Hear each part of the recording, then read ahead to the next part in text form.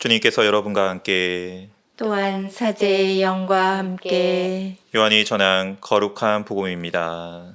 주님 영광 받으소서. 그때 유다인들이 돌을 집어 예수님께 던지려고 하였다. 예수님께서 그들에게 말씀하셨다. 나는 아버지의 분부에 따라 너희에게 좋은 일을 많이 보여주었다.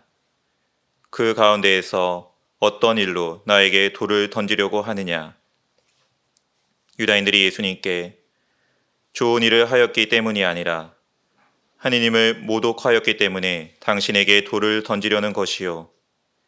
당신은 사람이면서 하느님으로 자처하고 있어 하고 대답하자 예수님께서 그들에게 말씀하셨다.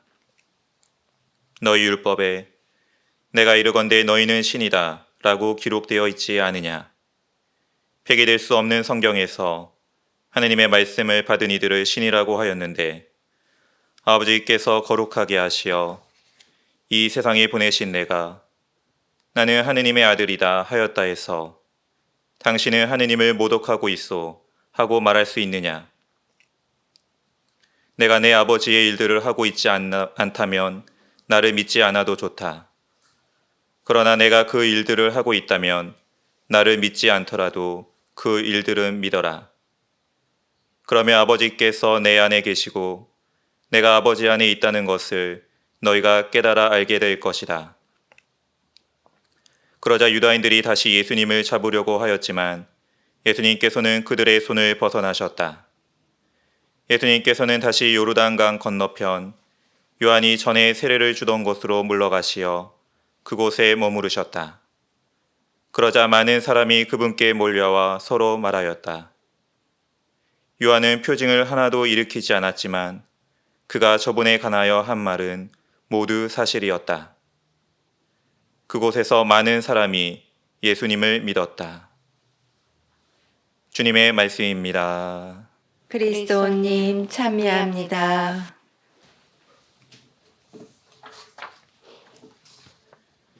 참 예수님, 참 예수님. 오늘 복음을 보면 첫 문장부터 유다인들이 돌을 집어 예수님께 집어 던지려고 하고 있습니다. 예수님께서 어떤 큰 잘못을 하셨기에 유다인들은 돌을 집은 것일까요?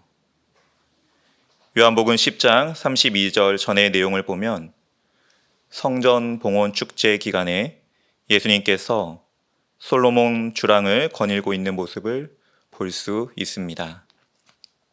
사순 5주간 어제까지 복음 말씀이 배경이 초막절이었다면 오늘은 약 3개월 정도 시간이 지난 봉헌절 겨울의 예루살렘이 그 배경입니다. 그리고 여전히 예수님의 신원에 관한 논쟁이 이어지고 있습니다. 오늘 복음 바로 직전의 말씀은 이 말씀입니다. 아버지와 나는 하나다. 성전은 하느님의 현존을 나타낸다고 합니다. 그래서 하느님과 예수님의 일치를 의미하는 예수님의 이 말씀으로 성전 봉헌 축제의 의미가 완성된다고 합니다. 그런데 이것은 그리스도인들의 관점에서 말하는 해석이지요. 유다인들의 관점은 다릅니다. 유다인들은 하느님 아버지와 자신을 하나라고 하는 예수님을 보고 돌을 던지려고 합니다. 그 이유는 신성 모독의 죄 때문입니다. 하느님을 모독하는 큰 죄인을 제거하는 것이야말로 가장 신성하고 거룩한 일이라고 생각했던 사람들이 바로 예수님 앞에 서 있던 유다인들입니다.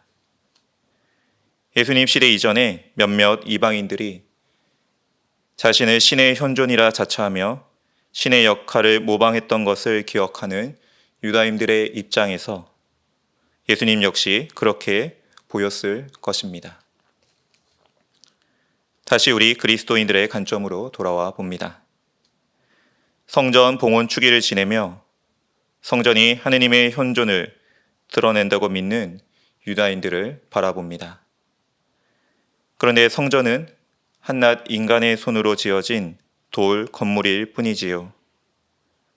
반면 예수님은 주님의 일을 하고 계시는 살아있는 하느님이십니다.